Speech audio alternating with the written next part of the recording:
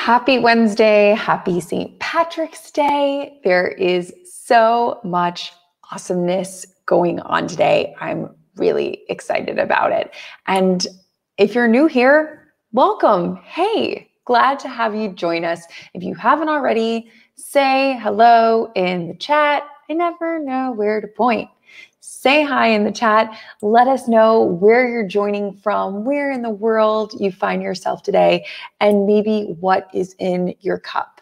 And if it's an Irish coffee, we won't judge. We'll just say that you're celebrating the holiday a little early. And we're all working from home, so, don't have to worry about too much. But really excited to have you join us today. If you're new here, we meet here every single week, Wednesdays at 1 p.m. Eastern, where we talk to interesting founders, experts, VC leaders, and we dig into what works for them so that we can copy all of their homework and we can apply it to our own lives. And today is no exception because we have a very special guest with us, Michaela Alexis. You might have seen her on your LinkedIn feed from time to time. So please help me in welcoming Michaela to coffee with us.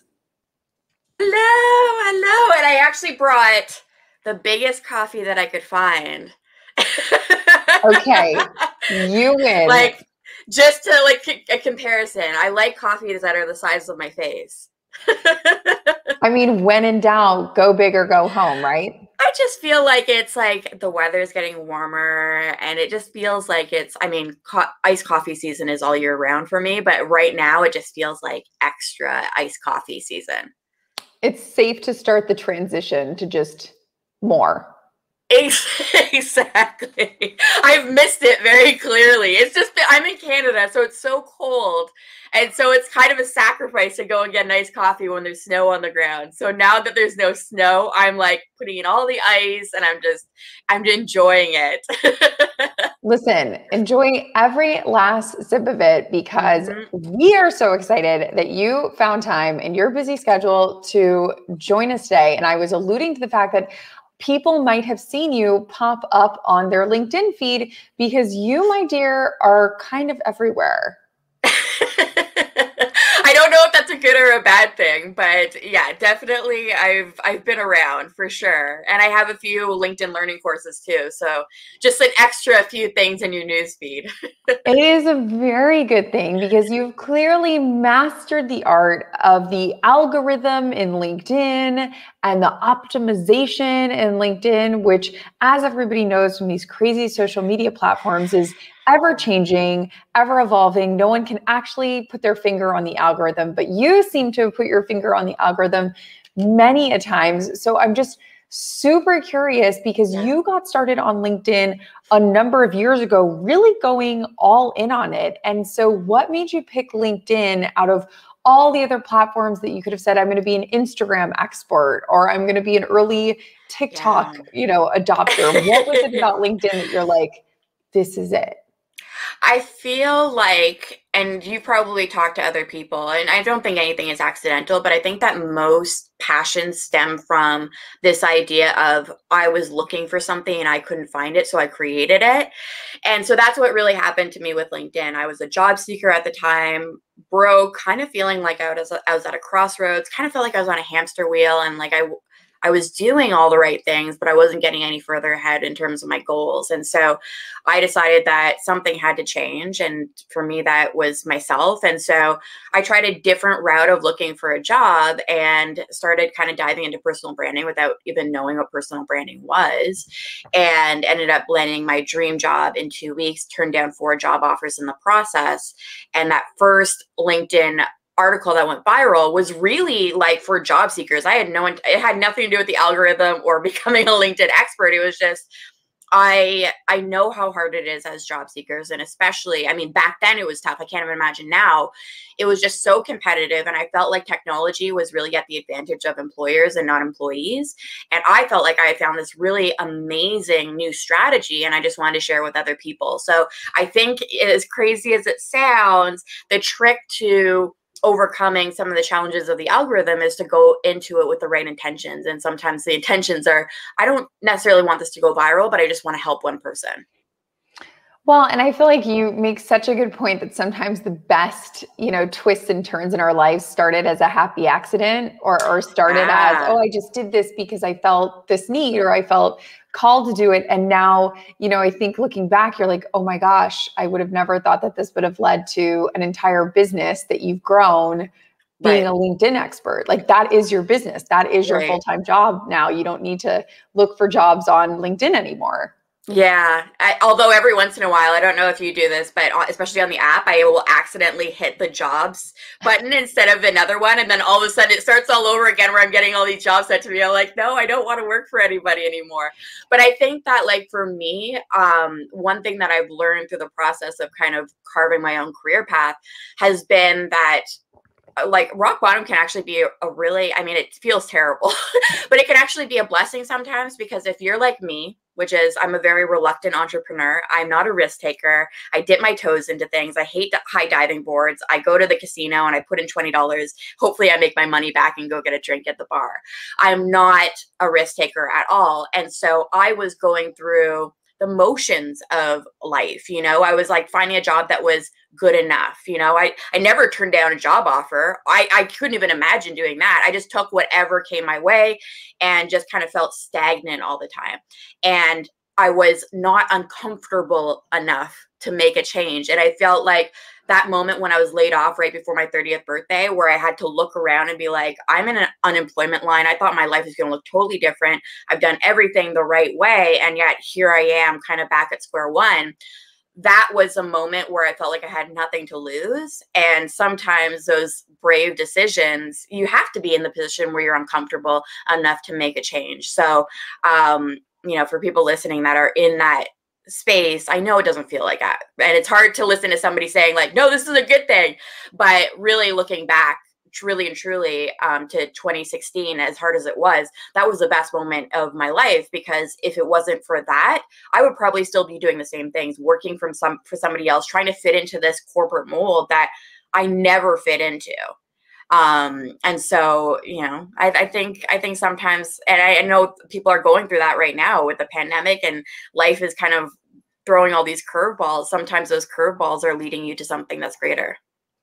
And I'm curious, you work with a wide range of people, helping them with their LinkedIn. And I'm curious, I think what most people's heads go to with LinkedIn is, okay, I'll spruce up or I'll work on my LinkedIn when I'm looking for a job. So just kind of like it's collecting dust in the corner, and then 2 or 3 years go by and you think you kind of want a new job, or you Right. unexpectedly get laid off or furloughed or fired. And then all of a sudden you start paying attention to it. So I'm curious, does Mhm. your advice differ from someone like that, who maybe their LinkedIn has been gathering dust? Or if someone, some of the people that are joining today, David or Jen or Charlie or Jeff, who are active on LinkedIn, use LinkedIn, but maybe aren't looking for a job, Right. but still want, your secret sauce of how you're getting the results that you're getting. Does the advice differ between those two people? No, I think that, it's funny for me to give this advice because I used the LinkedIn really when I needed it. And my advice is to not do that. I think of that friend, right? Where you see their name pop up on your phone and you're like, ugh, not because you don't like them, but because you know that they want something from you, right? And the only time that they chat with you is when they're trying to sell you something, or they need a job, or there's some sort of favor that they're looking for. And the same thing is true for LinkedIn. So yeah, of course, you're going to have generous people that may not be bothered by that and maybe like to talk to you, period. But the best strategy is to get out there, network, be proactive, make those connections, put out content, share your personality, share your values, and then hopefully stay top of mind with people so that, and that's the thing too, is that sometimes we limit ourselves because we're like, I'm not looking for an opportunity right now. But my dream job that I got back in 2016 didn't exist. It wasn't a role that was posted anywhere. The company saw what I was posting on LinkedIn and said, we don't have a position, but we'll make a position because we love how like you're so like driven and ambitious and all these things. So they were attracted to the energy that I was putting out there and some of the skills and experience that I had. don't think I need, you don't even know what those opportunities might be. Sometimes it could be you have an amazing full-time job, but you can start a passion project on the side that turns, I mean, that's what happened with me, right? With LinkedIn, I just started writing, and it eventually became something that I knew that I wanted to do full time. But if you had told me when I started that was going to be something that I was going to pursue, I'd be like, you're absolutely crazy. So I think opening yourself up to all sorts of opportunities and all sorts of connections, and really think of LinkedIn as the world's largest networking event. Well, people go to networking events without needing a job, right? You go to networking events to meet new people, to learn new skills, to connect, to learn, and all these things. And so the same approach should be taken with LinkedIn, I think. And it's funny that you mentioned writing, because when people ask me, sort of what's the low hanging fruit, or like the bare minimum, if they could just like do that, then they would sort of instantly see results. Yeah. And my thing is always like, write something, like put out content. I'm forgetting the exact stat, and I read it. I'll find it again and I'll save it to my brain. But it was something like, out of the 50 million users that are on LinkedIn every day, only 2% are actually posting newsfeed updates, articles, which means the other 98% of us are lurkers, right? Or like stalkers, like we're not saying anything. So when people ask me what the low hanging fruit is, my advice to them is write something, anything. Right. So I'm curious for you, if somebody says, okay, Michaela, what's the quick fix? What's like the quick fix that I could do to really like see a spike in changes? What would you say to that? Because I would say writing.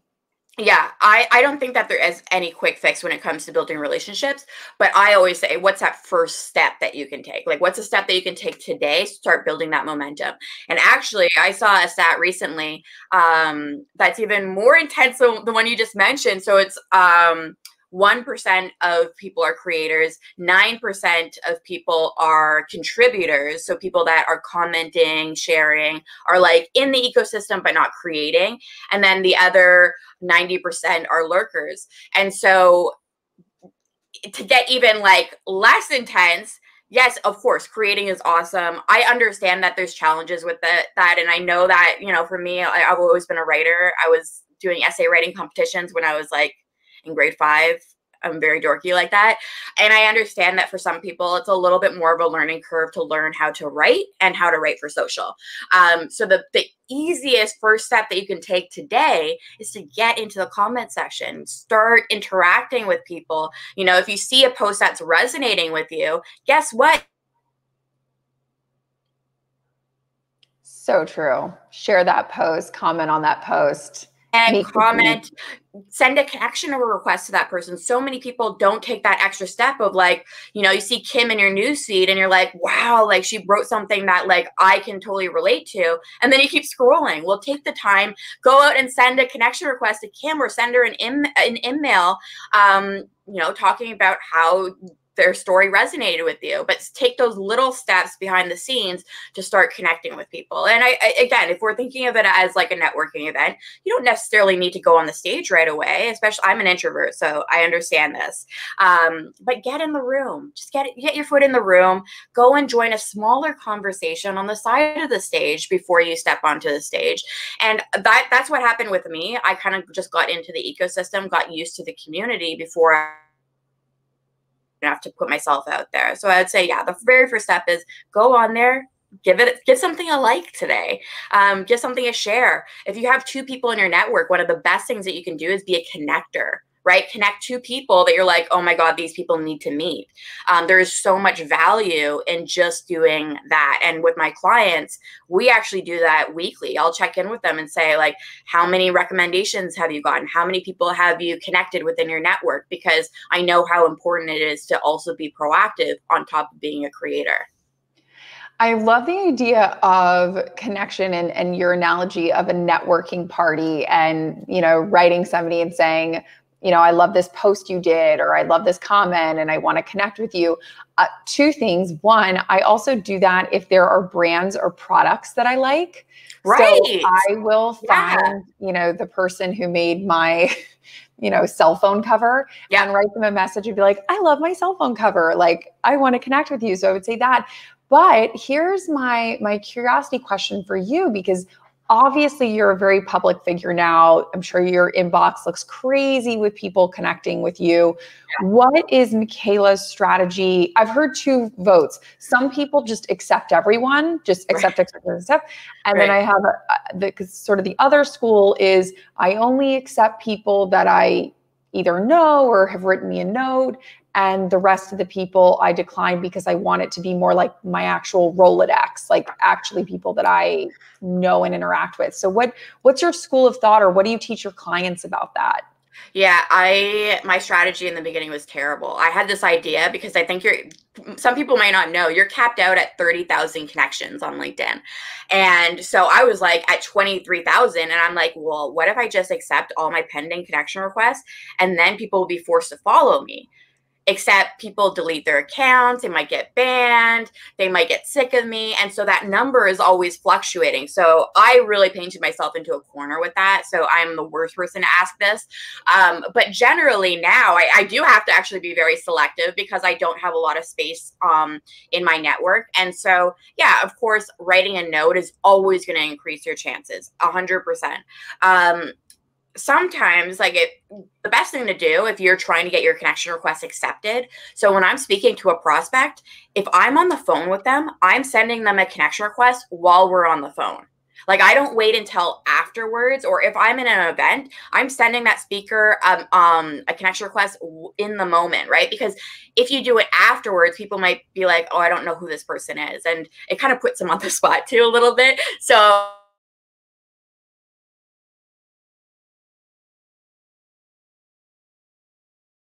because you never know where your opportunities are going to come from, right? Like, I mean, I had a connection request at the very beginning of me writing on LinkedIn, and they were working at Walmart, and they eventually became the director of marketing at Walmart. And then like last year, I ended up doing training for Walmart because they were looking for training for their associates, and they were like, oh my God, Michaela would be perfect for this.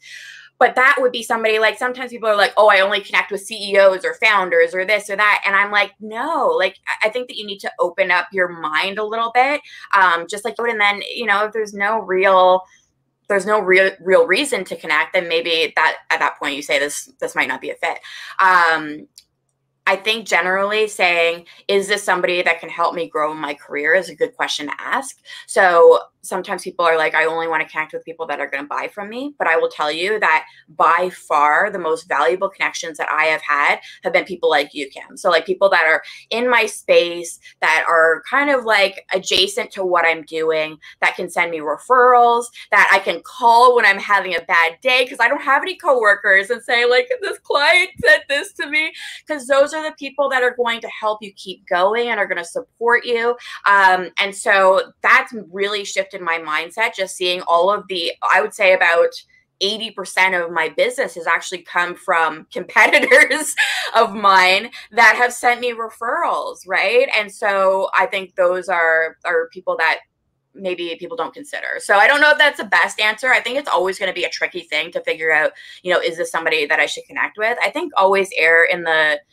side of, well, let's try this out and see what happens. And then if it's not a fit, then it's not a fit. There's no harm in saying, let's go our separate ways. And I've certainly done that in the past. And even with prospects, I've done that. But I think that being really open-minded about maybe this is somebody that can just, send me I have people that don't send me business, but they send me the sweetest voice messages. They're fans of mine. They're like, hey, Michaela, I just wanted you to know that I'm praying for you. I hope you have a great week. And I'm like, that is like a gold connection for me because it's that thing that I need to keep me going. So no, I mean, that's huge. And I'm curious what like everybody, whether it's Chris or Keith or Mitch in the community think, put in your question, but I will ask Michaela my question first, which is, when it comes to LinkedIn, what are your biggest LinkedIn questions? Because mine would be, I feel like lately, maybe like in the last 6 months, LinkedIn has done a lot of updates.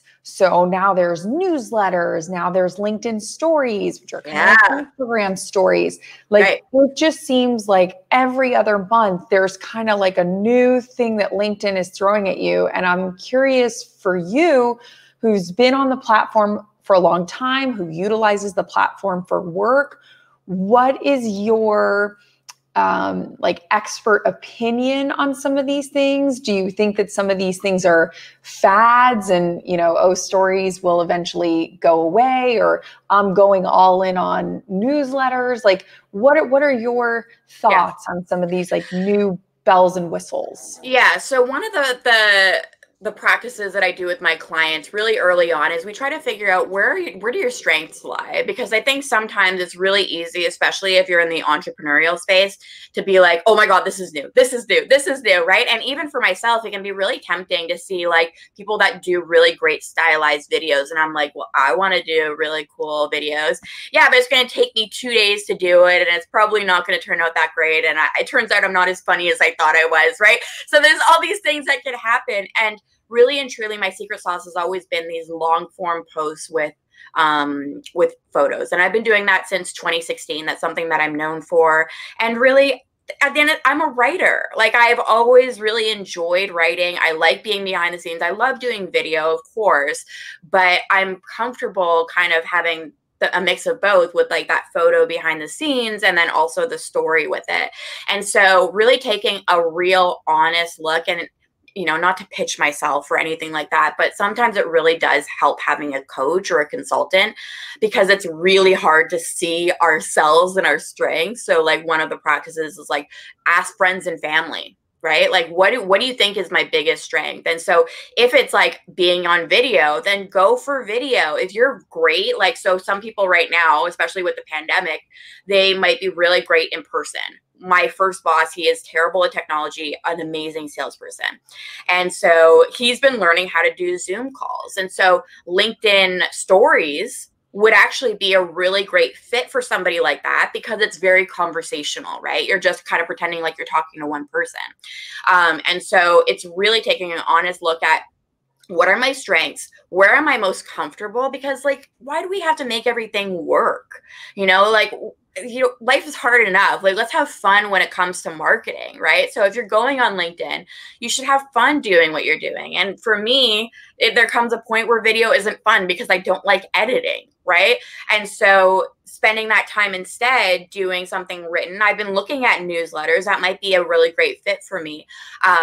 But again, it's not because it's new and shiny. It's because, no, this makes sense for what I'm trying to achieve, the person that I'm trying to attract, and what my inner strengths are. So that would be my advice, is to really take a real honest look at where your strengths lie, and then just blinders on. And I know that's so tough. I really wish, like, I have friends that are so good at like live video on the fly, like they'll be in meetings and like they just will grab somebody and interview them. I'm never going to be that person though, and that's okay, because my strengths lie somewhere else. And so try not get too swept up in, oh my God, all of these new things are happening, because there's always going to be a new feature, but there's only one you.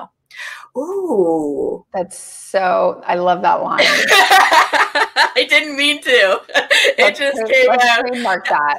That was the coffee. That was not me. That was the extra large iced coffee. I love this question from Jeff, and it's actually something that, Jeff, I'm glad you asked this, because I was also secretly going to ask this. For those of us that might be founders or CEOs or consultants, or someone like you, where like there is Michaela, the company, but then there's Michaela, the human. How does that work? Yeah. So, God, I feel like I'm plugging myself so much right now, but I have so much great stuff. So on LinkedIn Learning, there's 2 courses that I have, Grow Your Business with LinkedIn Pages, and then Marketing on LinkedIn, which is for beginners. And that just came out like 2 weeks ago. And that covers everything that we're talking about right now, both the personal and the business side of things. But that was a real struggle for me when I first started working solo, especially because LinkedIn Pages at the time weren't like, they were kind of set up for the Amazons and, the Microsofts of the world. It wasn't really for, personal brands that had also had that business side. And so I kind of had to squeeze myself into this box, but I started to think again of LinkedIn as like this networking event. And I'm like, okay, so if I'm a person and I go into an event, My personal brand is just me shaking hands, right? I'm going up to people, I'm shaking hands, I'm starting a conversation, I'm introducing myself. That's where your profile comes in. That's where your content comes in, where you talk about your values and things like that. And that's really just giving people a chance to get to know you. Because before you even talk about what you offer, people need to know if you're a serial killer or not, right? We need to know if the person that we're in front of is somebody that, and that's why small talk exists. We all are like, oh, why do we do that? It's human nature. It's called social grooming. We're trying to figure out whether or not this is somebody that's safe and approachable. So we actually need to talk about our values. We need to talk about things that are important to us before we get into the business side of things. So that's where the personal brand comes in. So let's say, Kim, I meet you at an event and I introduce myself and we're talking about cheese. Food is usually my go-to like conversation starter. It's like, oh my God, they have such an amazing selection of cheese. And then we kind of get into it and you go like, oh, Michaela, like, what do you do? I talk a little bit about my business and you're like, oh my gosh, I just started my own business. I might actually be able to use your services. And so at that point, I would bring you back to the booth, which would be my company page. Does that make sense? So really treating it like a whole separate destination. Yeah, so it would basically be like a booth at a networking event where you have all of like your imagery for your company. And in that space, that's your hub, that's your service hub where you specifically talk about your products and services. So now you've asked for permission. It's like permission-based marketing where you've said, oh, you're interested in my services specifically. Let me bring you to a spot where I'm specifically going to talk about those things. So that's how I treat my company page versus my personal brand.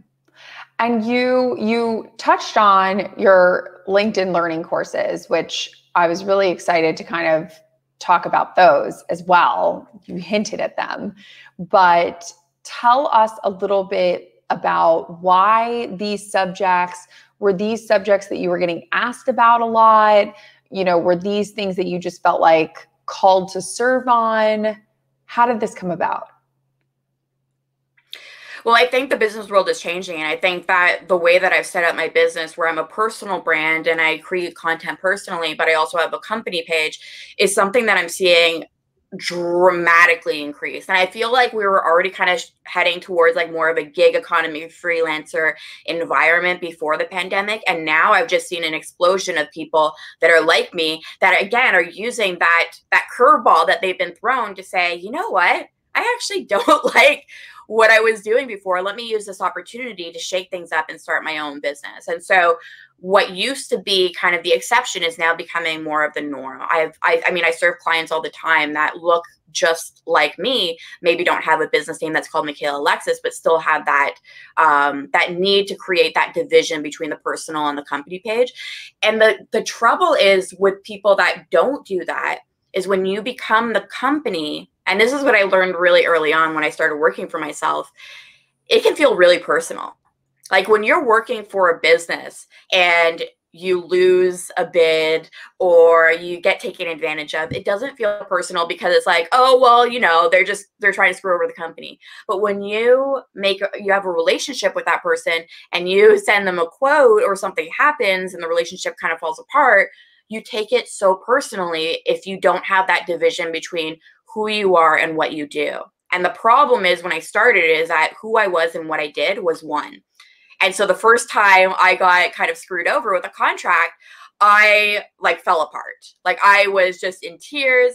And it took me really talking to my business friends to say, you have to set yourself up as I'm Michaela and I run a business and this is what the business does. So when you don't have that separation, it kind of also looks amateur where people do think that you're a person and not a business and you might not be taken as seriously, but also just from a mental health perspective, you really do need to have that division. And eventually you want to be in a position where if you wanted to, you could grow your business. Right now, I'm not trying to do that, but I have set my business up so that if I wanted to even change the name of my company page, the content would still be the same. It could be posted by somebody else. The company would actually be bigger than myself. And so I think that's the main difference. And I've also seen people that have gone all in on their personal brand, which I know I get it. There's more visibility with your personal profile than a company page. But What happens if you use automation or something happens where your profile is gone tomorrow? And I'm always thinking ahead of what happens in those situations because I've actually seen them happen. Well, if you don't have a company page set up, what do your team members do? There's nothing left, right? Or if you put all of your eggs in one basket where your company and you just go all in on somebody's personal brand, what happens if that person leaves the company? What happens to the brand, right? And so I'm always looking for ways to kind of work on both and have them like be working together rather than as one. No, I mean, it's definitely something to kind of always have top of mind and always try to stay ahead of. And I feel like, to me, LinkedIn is always trying to stay ahead of the curve or stay ahead of like what's going to happen next. And, you know, I think that this question that Douglas asked is also really interesting, going back to like the algorithm and how to constantly stay ahead. I'm still sharing the link in the comments because I read an article that sharing it in the thing pisses off the algorithm. Yeah. I don't know about this. Like this has been something that I have heard since, I don't know, like years ago. And I feel like this was like an urban myth at one point, and then it just kind of got spread around. I don't know. I mean, maybe if I put it like a link in the comments and I would have a different outcome. I have never had any issues putting outbound links in the content. Yeah, because you I've do never seen a webinars difference. and stuff, and your webinars are all third-party links. Exactly. So I think that when people are talking about links, what they're talking about might be sharing. So if you just share a link, LinkedIn is horrible for sharing. But if you're creating original content, maybe you have a photo in the post, and maybe that's a difference too. I always have photos in my posts, and then I have the text, and I put the outbound link in the content versus a comment. I've never seen a difference. And I'm also thinking about my audience, right? I would take the hit with the algorithm if it meant that it was easier for my audience to find the content that they're looking for. Because it can be weird sometimes. Like sometimes I think that they have the comments set up so it's like most relevant ones, most recent ones. So you can say, oh, check out the link in the comments, but somebody could spend like 5 minutes trying to find the comments, especially if there's like hundreds of them. So I don't want anybody to be in a position like that. So I personally have never seen any truth to this sharing outbound links and content other than LinkedIn shares of like curated content are just bad generally. But like, even if I share like a company page post to my personal, it's awful. So I just avoid sharing altogether. That's a good tip for anybody that's listening. So just to reiterate, do not share company posts on your personal page. Yeah. And people are going to be like, okay, well, how do I grow my company page then, Michaela? And so the way that I get around that is actually to include a photo. It might be a screenshot of the original post and then put the link to the original content in the post itself rather than sharing it. So I know it sounds really silly, but it does make a difference. And there are other ways you can grow your company page too, inviting your connections, putting, you know, if you're having a milestone, a lot of people forget about that too, right? If you start a business, like those little milestones matter. People want to celebrate you. They want to watch you grow. And so if you start a business and today is the 1 month anniversary, I know it seems small, but celebrate that 1 month, like share that champagne moment and use that opportunity to remind people too that you have a company page. Because a lot of people will know me, like see me on stage and they go and connect with me, but they don't know that I have a company page. And so we constantly have to just be reminding people, oh yeah, if you want more of this type of content, here's my company page booth, right? Okay. I'm saying it now because we're recording and it's on camera. You've inspired me. I'm gonna make a company page. Maybe I'll do it this weekend or next week. I'm gonna do it, and then I'll report back to you in like 30 days, and I'll tell you what happens. But I love this question from Abby because I think it definitely applies to your earlier point of the gig economy and people who might have a full-time job at, I'm making this up, Wells Fargo, but like they freelance or side hustle or all these kind of things. Do you make a separate page for that? Because I feel like there's a lot of side hustlers. Yeah. Aren't we all side hustling? I feel like so many of us are. And like, I get this question a lot. And I feel like this is, it's really outdated to think that people do one thing anymore. Like, people are just generally, they're not getting a job right out of school and working that job until they retire. And so, in fact, to be honest with you, I prefer to work with people that have side hustles or other passions, because it shows that they're really ambitious and they love to learn. So that like actually is a good thing to me. I think that sometimes people are like, okay, well, I need to be, Abby, and I work at XYZ, like an accounting company. And I can't be also a guitarist at night. That was that was a weird assumption to make about Abby being a musician. But I see that sometimes. I have, like I have an event coordinator friend who is also, he plays saxophone. And he's also a pastor. So like, we do all sorts of things. And so the way to do that is just to put it in your experience. You don't have to be Abby this, just be Abby. So that's why I set my company page up to be Michaela Alexis, because Michaela Alexis can be anything. Tomorrow I can be like, we're in the middle of like a quarantine, so Cirque du Soleil is probably not happening. But if I decide to be an acrobat tomorrow, my page could change to like how to be a circus performer, So that I set it up to be that general kind of, these are the things that I'm working on right now. And even with, if you go to my profile, the best way, if you have multiple passions, is just clearly communicate that in your cover image. So you might have space. If you look at mine, I have 2 photos. I have some people that will have 3 photos of themselves, and they're trying to clearly communicate who they are and what they do. Now, again, let's say that you're an accountant and you're a guitarist. Well, one of the photos could be you as an accountant. You're like on a I don't know. I obviously don't know what accountants do. You have a calculator, right? Maybe you're making an Excel sheet. I don't know. And then the other one might be you playing the guitar. Right? So that's just going to visually signal to the person that this person, oh, they're a musician and they're an accountant. So you don't need to just kind of like just have the one thing. It's not a website, right? It's your career museum, and museums have different sections to them. I've never said that before, but ooh, that gave me goosebumps, right? But you do have different exhibits, and those exhibits change, but the overall museum name does not change. You see what I mean? Like, does that make sense? Abby's going to be making a personal page as well.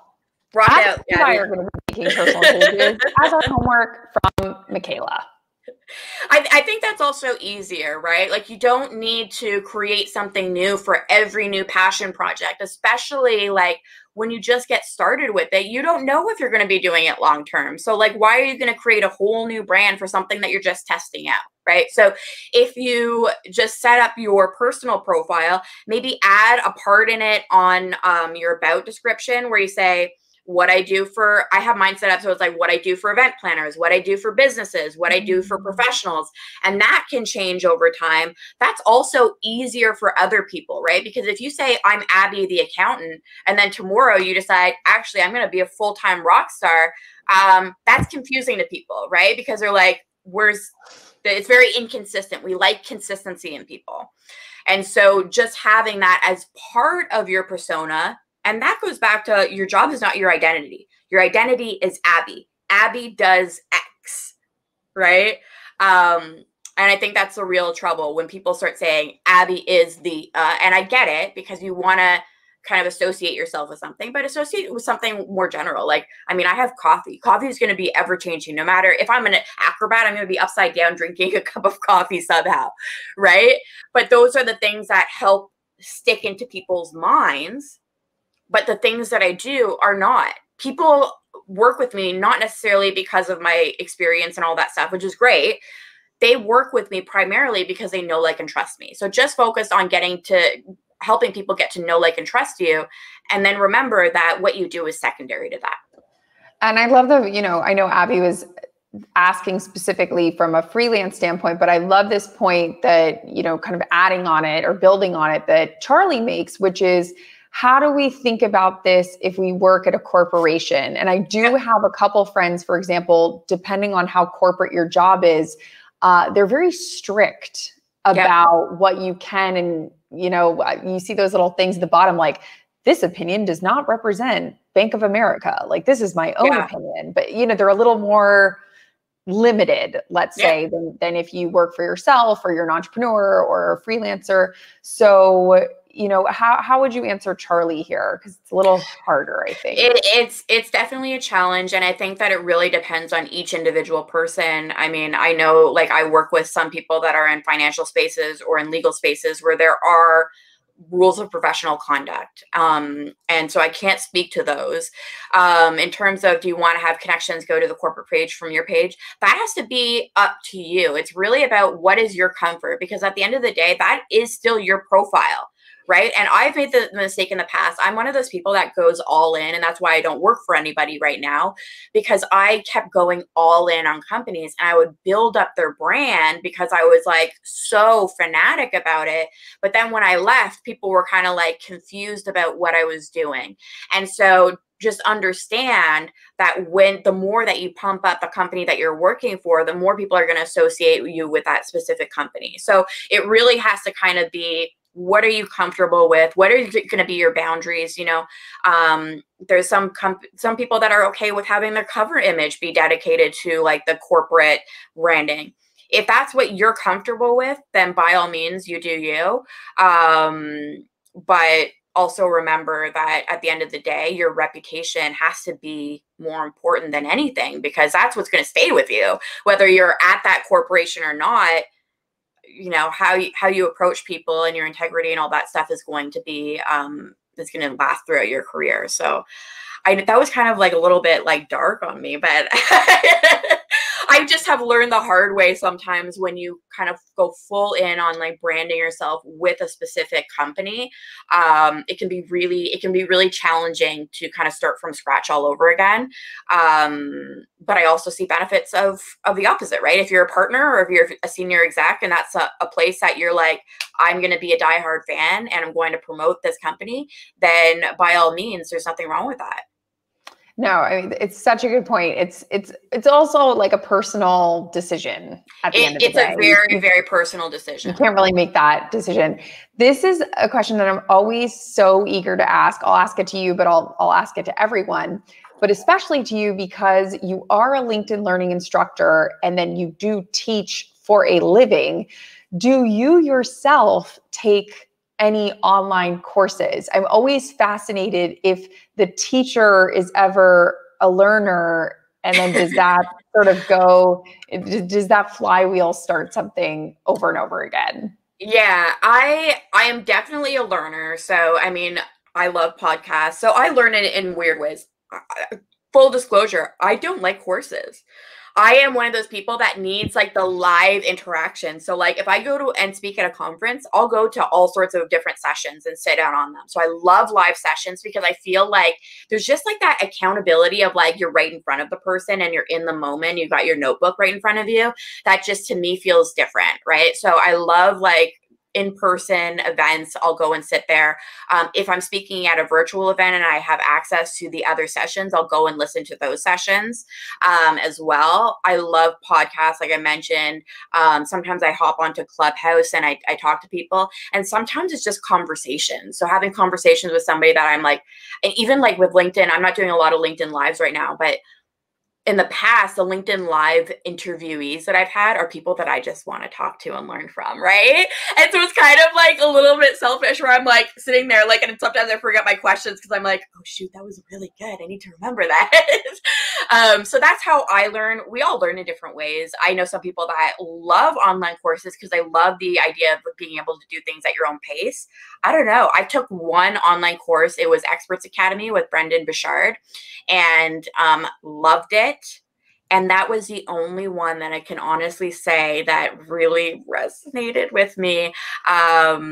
Yeah. Okay, I'm so curious. Everybody who's with us today, drop in person if you like in-person learning like Michaela does, or drop in, what could the other one be? On demand. On-demand learning, because they're right. There are some people that they want the ability to at 2 a.m. in their sweatpants kind of learn on their own time.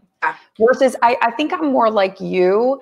I probably do 1 or 2 online courses a quarter. Yeah. But I've never done a live class, like an alt MBA or B school or Marie Forleo's B school. I've never done those, but I think I would like them a little bit better because there is some magic that's lost in the online sweatpants at 2 in the morning. I never thought of this, but I actually think that I discovered the secret to why some people are attracted to one type of learning versus the other. So there's two types of people. There's the integrators and the separators. So people that are integrators when it comes to work are the ones that have photos of their kids or pets in their office. My husband's an integrator, 100%. He'll be watching a horror movie, get on the phone with his boss, have like a work conversation, hang up, go back to the movie. And I'm like sitting there like, I'm anxious for you. Like, because I am one of those people that needs to be in work mode or personal time mode, and I can't do both. It has to be one or the other. And so I think that people that are integrators would do better with on demand because they can be in their sweatpants and learn at 2 a.m. Because they can just kind of switch on. And they're also the ones that are more attracted to Clubhouse, right? I heard one woman the other day saying that she does Clubhouse in her bath, and I'm like, what? Like, I need to be in work mode to be able to do that, right?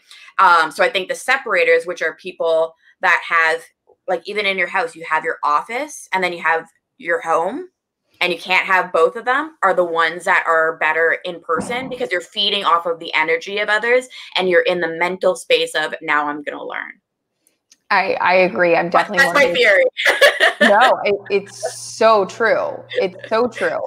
And I'm curious for you who is doing the LinkedIn Learning courses and you're working one-on-one with clients and you're working, doing long form content posts that are super helpful on both your company page and your personal page. Is there a magical team of elves behind you? Are you really doing it all yourself? Do you have a magical virtual assistant? Like how, because I look at people like you and I think to myself, how are they doing it all? Like, how is it actually all getting done? I mean, the first thing is to like optimize your LinkedIn profile so that your profile is working for you when you're not working, because things happen, especially if you're working for yourself. Like, you don't always have time to go in and create content or don't always feel like it. So that's number one. Number two is to use the tools that are available. So full disclosure, I'm an affiliate of Agorapulse, but that's what I use. I have tried all different types, pretty much everything. I don't even know what that is.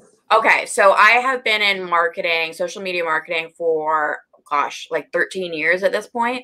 I have tried pretty much every single scheduling software. Agorapulse is amazing for people that either have a small team or work by themselves. So like you can go in, you can schedule things, and here's the magic. You can repost things. So if you have posts that are doing really well, you can say, I want to share this every 20 days up to 5 times, and it will do all the work for you. There's no penalty when it comes to the algorithm. It's super easy to set up. So at the end of every month, I set up all my content for the month ahead. And for the content that's doing well, I just make sure to schedule it so it's reposted every 20 days. Whoa.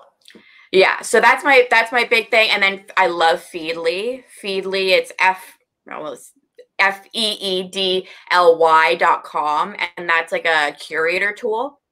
You go in, it looks like a magazine. You can set up keywords. So I even have my name on there because sometimes I show up somewhere. I'm like, oh, I didn't know I was going to be in that. So if you can set up if you work for a corporation, I know somebody mentioned that, you can set up your CEO's name. If you're running their marketing, you can set up your keywords, and it's going to give you all of the news about that particular topic. You can choose to read it later. You can set up a post and share it on LinkedIn and all these other spaces. So I definitely rely on tools behind the scenes. I use ClipScribe too, which is really great for videos. So something like this, I might repurpose some pieces from this where I sound smart, right? And then add in the headlines. So, those cool headliner kind of videos that you see on LinkedIn, that's perfect for that. I'm doing a course right now on copywriting on social media. So I have been just researching all the tools. So no, I don't have anybody working for me, but you're doing a course, like you're making a course, or you're making a course? I'm making a course. So I have all sorts of really sneaky little apps. None of them that are like, I don't use AI or anything like that, but definitely that help to support what you're already doing. Ooh, okay. I like I'll, that. I'll, I'll, I'll give you the lowdown. Yeah, I was going to say, Jeff, I don't know what app you're asking about. If it was the first, it looks like you found the Feedly. Oh, so there's Agorapulse for scheduling. There's Feedly for curating content. And Clipscribe I love for creating those headliner videos. Okay, I've never heard of any of these. Oh, So and one more that I'm like obsessed with is BigView, BIGVU, and it's a teleprompter app. So if you are like me, where I can't do things on the fly, like video on the fly, it actually like sets up. You can put in your script and just read it off your phone, so that you're not like looking off camera. But yeah, these are all the things that help me. okay, this is super helpful. I have a lot of Googling to do after this. Okay, so I'm super excited because we've reached like the speed round questions, which I just feel like you are going to dominate because you brought such a big coffee to this party. Okay, You're wait. going to be like, I am ready for these. Now I'm ready. Okay. What is something that you have started using lately? It could be an app or a tactic or something that you absolutely love and cannot stop recommending to people. Ooh, this is a good one. An app that I cannot stop. Or it could be anything like I've been meditating a lot, or I've watched this TV show, or I mean, you just named so many, Big View and all that stuff. I just gave all of them away. There is one, and it's called Coffitity. Coffitity. I know I don't know how to spell that. I think it's COFFITY.com. I'm hoping Jeff will find it. Jeff always finds things. He's like, this is the idea. So I don't know about anybody else, but even though I'm an introvert, I miss people. Like I miss being maybe not like constantly surrounded by people, but like in the environment, like, so like working out of a coffee shop or just like, you know, like that murmur of like being around action. And so what this website, yes, that's the one, Shelby, you got it.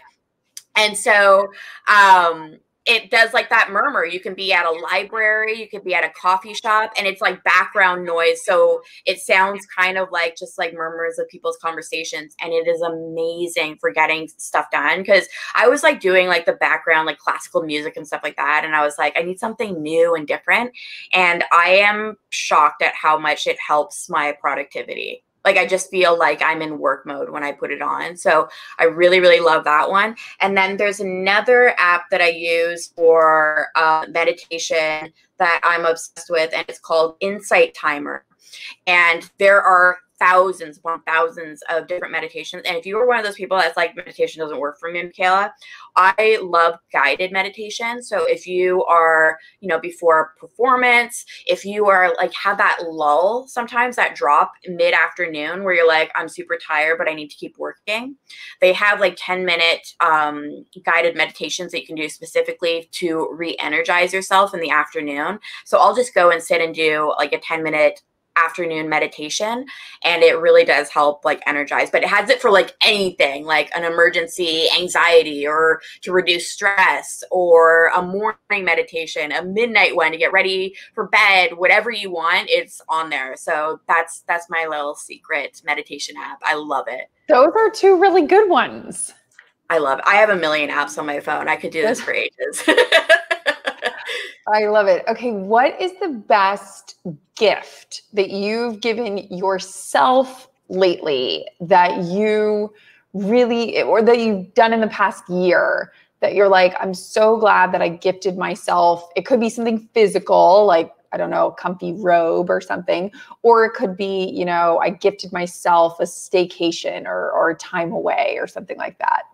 Ooh, what have I gifted myself? I have redecorated my office a little bit, added some color, and I felt like, I don't know, especially like in Canada and Ottawa, like the winters are really gloomy.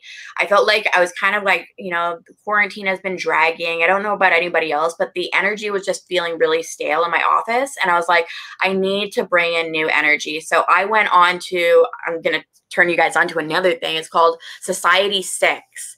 And if you are like me and you need to be surrounded by all these like different affirmations and positivity, I have like curtains that are super colorful that say slow and steady growth.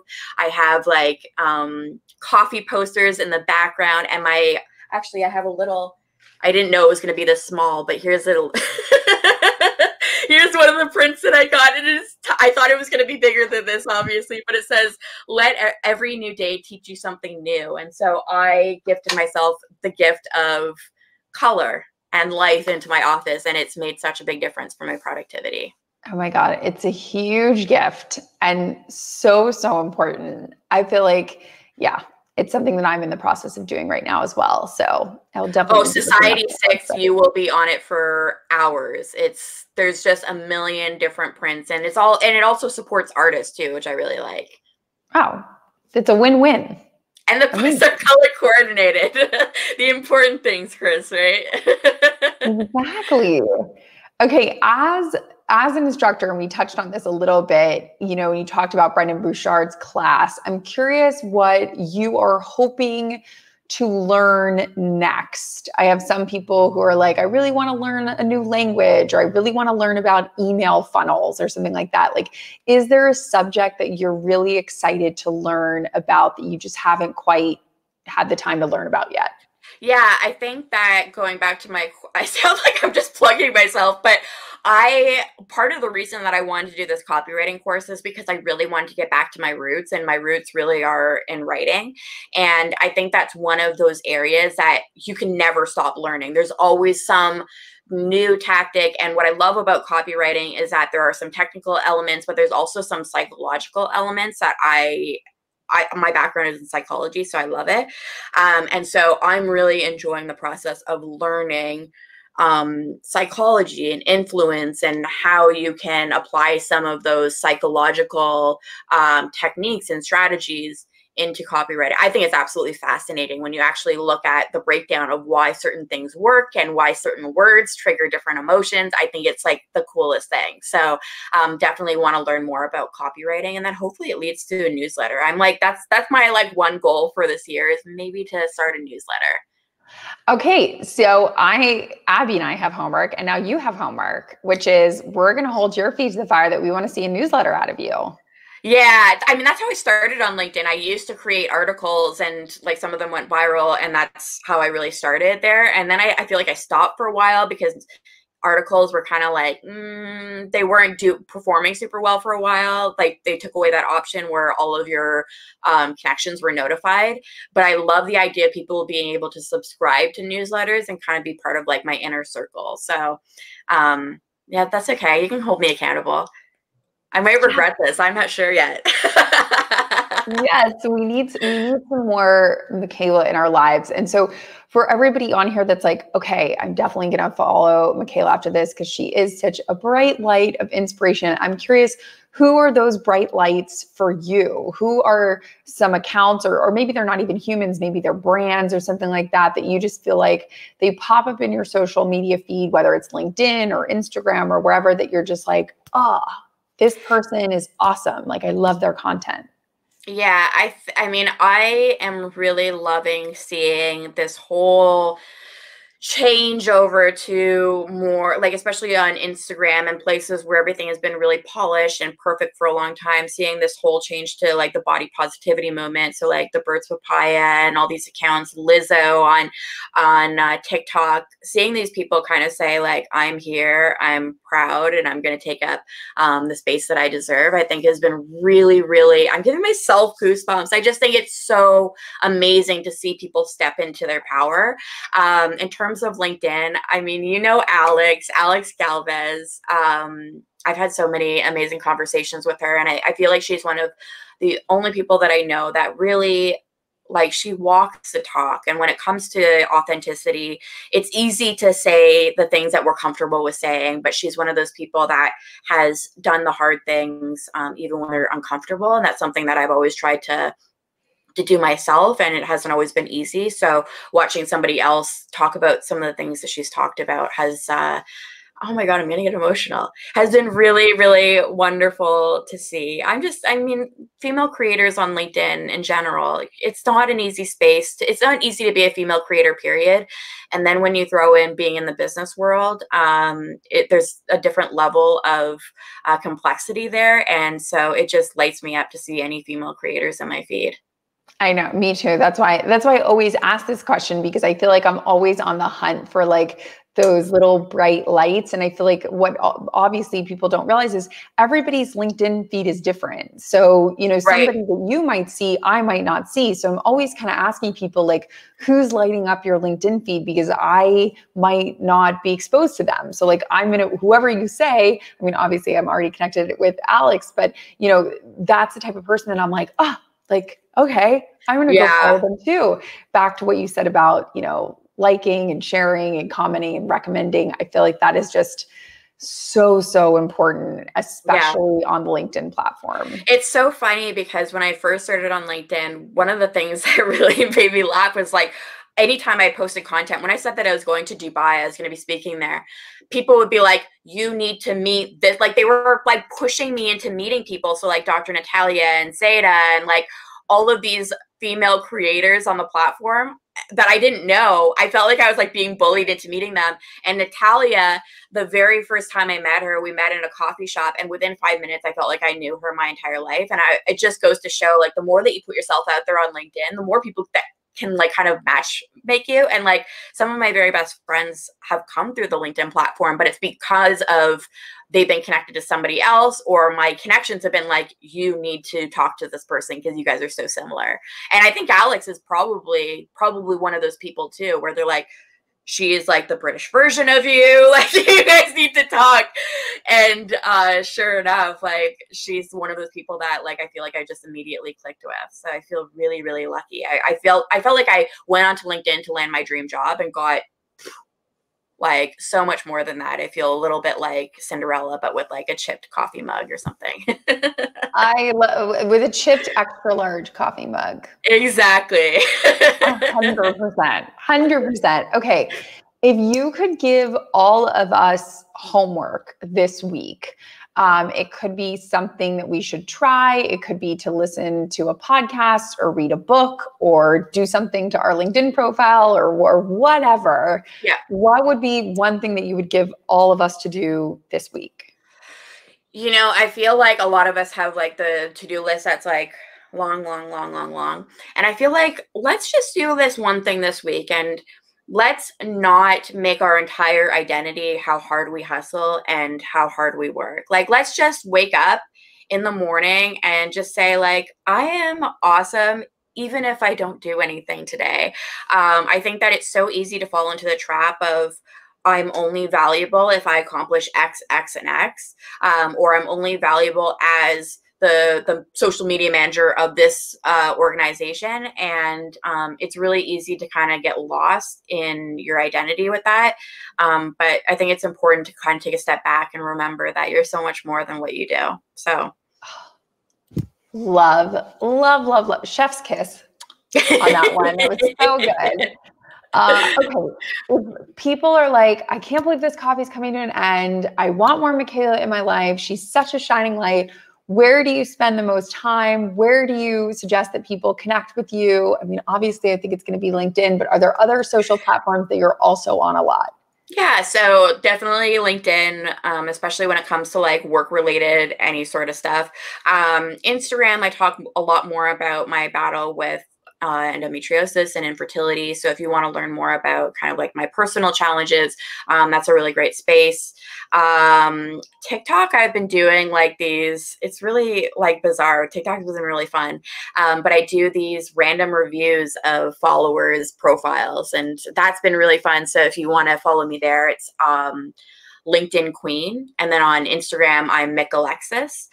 Or if you just want to like reach out via email, just go to micalexis.com and just fill out the contact form and we can chat there.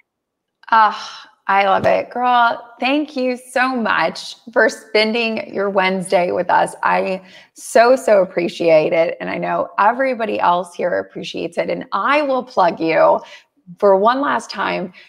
Go to her LinkedIn Learning courses. They are amazing. You will learn so much.